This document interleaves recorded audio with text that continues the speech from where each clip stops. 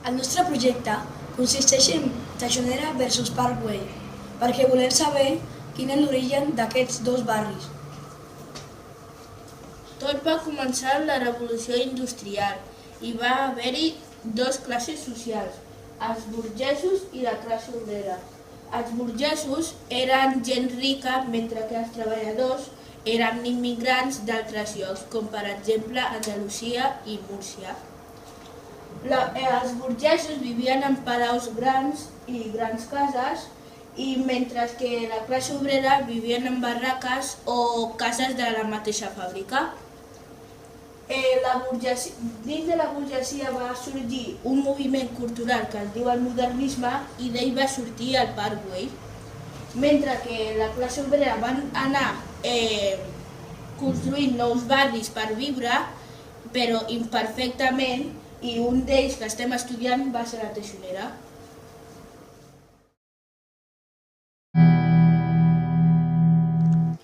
Nosaltres us explicarem el creixement de la ciutat de Barcelona en mitjans del segle XIX i XX.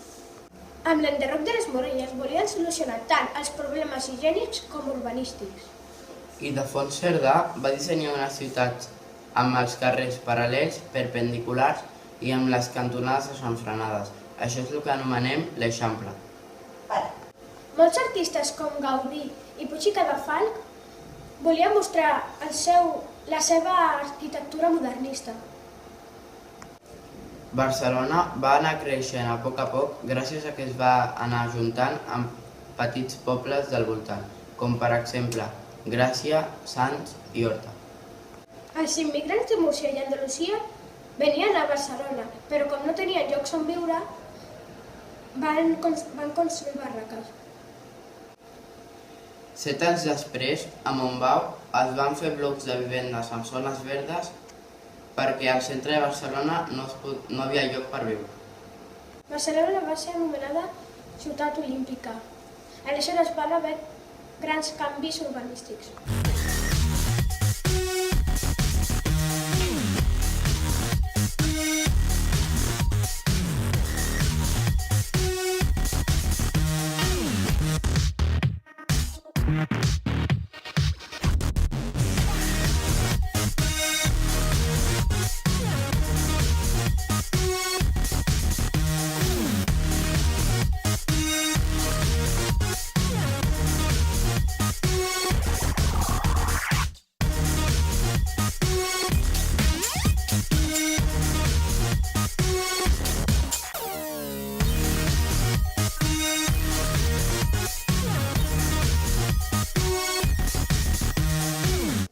I ara us explicarem com vivien els nostres avantpassats.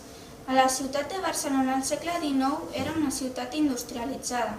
El poble va créixer molt, llavors va causar greus problemes sanitaris i per això es van tenir que enderrocar les muralles. Com que no hi havia aigua corrent per a tothom, van tenir que crear més fonts i pous públics. I com que aquella aigua es contaminava, la gent hi havia greus mortalitats.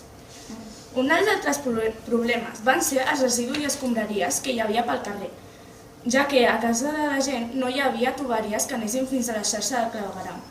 La xarxa del clavegueram només mesurava 31 quilòmetres. Un altre factor a tenir en compte és que els hospitals tenien molt poc coneixement científic i no hi havia vacunes per a tota la gent. Hi havia moltes malalties, com per exemple el tifus, la varroa i el còlera. Va ser una elevada mortalitat.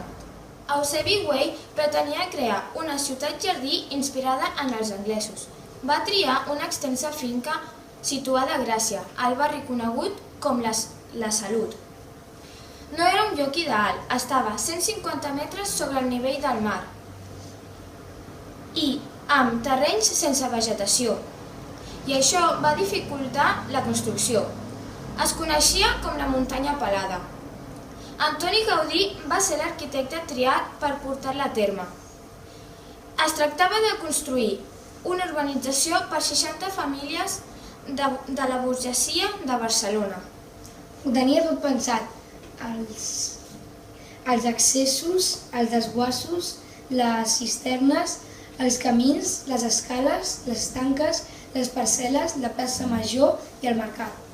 I encara que la Primera Guerra Mundial va fer fracassar la construcció, avui dia es pot visitar i conèixer el Gaudí urbanista, defensor de la natura, el que creava espais màgics que s'inspirava en la cultura popular i que experimentava diferents tècniques.